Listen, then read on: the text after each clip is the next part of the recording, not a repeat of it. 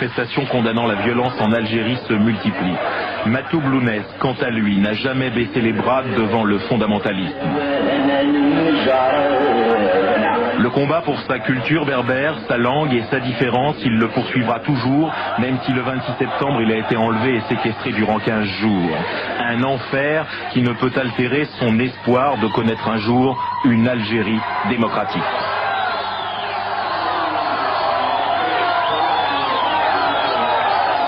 Voilà, Lounès Matoub qui est avec nous. Je précise que Lounès c'est votre prénom et Matoub votre nom. On peut le prononcer de manière différente. Lounès c'est le prénom, voilà. Matoub c'est le nom. On peut dire que vous êtes un miraculé. Vous avez passé plus de 15 jours en détention après avoir été quasi condamné à mort. Malheureusement, mais avant tout je tiens à rendre un vibrant hommage à toutes les familles des victimes, soit algériennes ou internationales ou étrangères. Ainsi qu'à tous les gens qui m'ont soutenu de près ou de loin pendant cette dure épreuve. Vous avez pensé mourir vous-même? Tout le temps, il y avait l'ombre de la mort qui planait au-dessus de ma tête, malheureusement. Là, par exemple, on vous a annoncé pendant votre détention la mort de Cheb Hasni. 3 jours après ma détention, ils m'ont appris que Cheb Hasni était mort. Donc, j'avais peur. Je me suis dit que c'était fini pour moi cette fois-ci, que j'avais perdu certaines chances, certaines visions d'espoir de revenir à la vie libre, à la vie de tous les jours. Quand vous dites on, c'était les islamistes? C'était les affirmatifs, c'était les gens du GIA, c'est les groupes islamiques armés, c'est des gens notoirement connus par les services de sécurité, par les gens. D'ailleurs, ils n'ont jamais essayé de cacher leur visage à n'importe quel moment. Ils vous ont quand même relâché, à votre avis pour quelle raison? Ils m'ont relâché. Ce n'est qu'après que je les suis parce que j'ai été coupé du monde extérieur. Ils m'ont relâché grâce à cet appui, à cette énorme solidarité, soit en Algérie ou dans le monde entier. Il faut dire que vous êtes très connu en Algérie, vous êtes un chanteur populaire qui est très apprécié notamment chez les Kabyles bien sûr, mais chez les Berbères et d'une manière générale chez tous les Algériens. Je ne pourrais pas parler de moi-même, je préfère laisser le soin aux gens de parler de moi.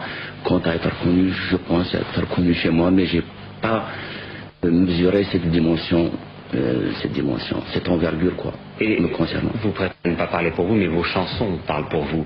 Et vos chansons ont un message pour vous, un message... Ma chanson était toujours... Malheureusement, ces derniers temps, j'ai été appelé à me battre sur 2 fronts. Je me bats contre le pouvoir et contre les intégristes.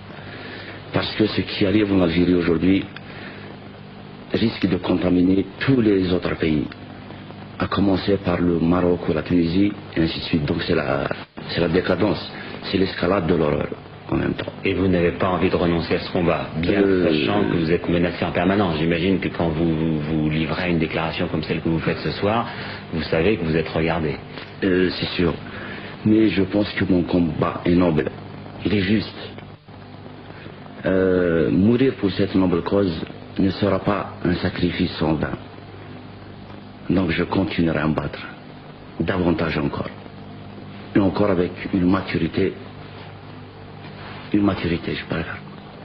Vous avez déjà reçu plusieurs balles dans le corps, c'était en 88? Malheureusement, en 88, j'ai été transpercé de 5 balles de Kalachnikov, qui est une arme quand même d'assaut destructive. J'ai subi une multitude d'interventions chirurgicales en Algérie et en France, exactement à l'hôpital Beaujean à Clichy. Suite à ces blessures d'octobre, bien plus tard, j'ai été poignardé dans l'enceinte même d'une brigade de gendarmerie pas loin de ma localité. Et ensuite est venue cette horreur. Parce que ce n'est pas que j'ai souffert physiquement, parce que c'est pas l'escalade de l'Himalaya sans grappin ou crampon. C'était moral. C'était moral. Il y avait cette ombre, il y avait cette mort qui rôdait, qui était là. À chaque fois que je me disais, je m'inventais dans mon esprit des signes me rapportant à la lumière vite, c'est balayé par cette horreur. C'est comme l'épée de Damoclès qui est suspendue au-dessus de ma tête, qui descendait au fur et à mesure que le temps passait. Donc j'étais mort plusieurs fois durant cette incarcération. Et vous pensez que c'est l'idée du fondamentalisme qui justement souhaite terroriser un peu les Algériens, enfin tous ceux qui pensent, qui s'exprimaient jusqu'alors et qui sont aujourd'hui menacés et pour certains exécutés?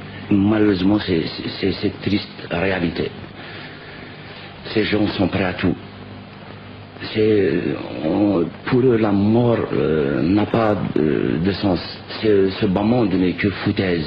Je m'excuse de ce mot, mais pour nous, comme disait un dicton ancien, cette vie ne vaut rien, mais rien ne vaut une vie. Inès Matouk, je vous remercie beaucoup pour ce témoignage et je rappelle que justement, pour ce que vous avez dit, pour ce que vous avez chanté, vous allez recevoir le 6 décembre